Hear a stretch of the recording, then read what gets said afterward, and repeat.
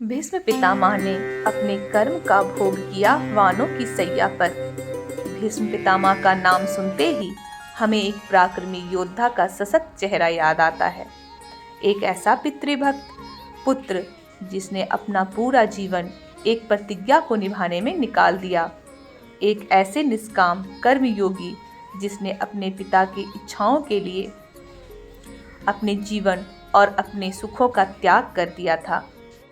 पुत्र की कामना से शांतनु के पिता महाराज प्रतीप गंगा के किनारे तपस्या कर रहे थे। उनके तप, रूप और सौंदर्य को देखकर गंगा दाहिनी जंघा पर आकर बैठ गईं और कहने लगी, राजन, मैं आपसे विवाह करना चाहती हूँ। मैं गंगा हूँ। शांतनु से गंगा का विवाह इस पर राजा प्रतीप ने कहा, गंगे, तुम मेरी दाहिनी जंघा पर बैठी हो, जबकि पत्नी को तो वामांगी होना चाहिए। दाहिनी जंघा तो पुत्र का प्रतीक है, अतः मैं तुम्हें अपने पुत्र वधू के रूप में स्वीकार कर सकता हूँ। ये सुनकर गंगा वहाँ से चली गई। जब प्रतीक महाराज को पुत्र की प्राप्ति हुई तो उन्होंने उसका नाम शांतनु रखा और इसी शांतनु से गंगा का विवाह हुआ। गंगा से उन्हें 8 पुत्र मिले, जिसमें से 7 गंगा नदी में बहा दिया गया और 8वें पुत्र को पाला पोसा। उनमें 8वें पुत्र का नाम देवव्रत था। यह देवव्रत ही आगे चलकर पितामह भीष्म कहलाया। भीष्म पितामह की कथा का उल्लेख कुछ इस तरह गंगा पुत्र भीष्म पिछले जन्म में दौ नामक वसु थे। एक बार पृथु आदि वसु अपनी पत्नियों के साथ मेरु पर्वत पर भ्रमण कर रहे थे। वहाँ वशिष्ठ ऋषि का आश्रम भी था। एक वसु पत्नी की दृष्टि ऋषि वशिष्ठ के आश्रम में बंधी नंदिनी नामक गाय पर पड़ गई। यह गाय समस्त कामनाओं की पूर्ति करने वाली थी। उसने उसे अपने पति दौ नामक वसु को दिखाया तथा कहा कि वह यह गाय अपने सखियों के लिए चाहती हैं, आप इसे हर लें। पत्नी की बात मानकर दौ ने अपने भाइयों के साथ उस गाय को हर लिया। वसु को उस समय इस बात का ध्यान भी नहीं रहा कि वशिष्ठ ऋषि बड़े तपस्वी हैं और वे हमें श्राप भी दे सकते हैं।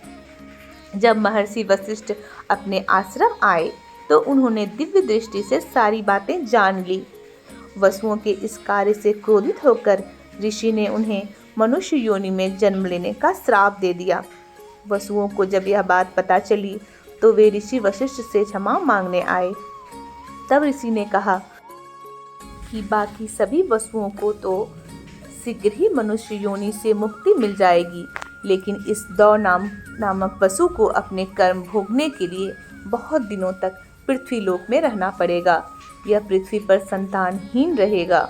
महाभारत कथा के अनुसार गंगा पुत्र भीष्म वह दौ नामक वसु थे। श्राप के प्रभाव से लंबे समय तक पृथ्वी पर रहे तथा अंत में अपनी इच्छा मृत्यु से ही अपने प्राण त्यागे।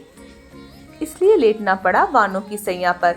हालांकि मृत्यु के दौरान वे 6 महीनों तक वानों की सैया पर लेटे थे।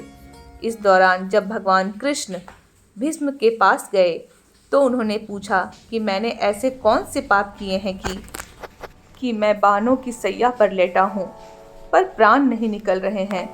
भगवान कृष्ण ने कहा कि आप अपने पुराने जन्मों को याद करो और सोचो कि आपने कौन सा पाप किया है।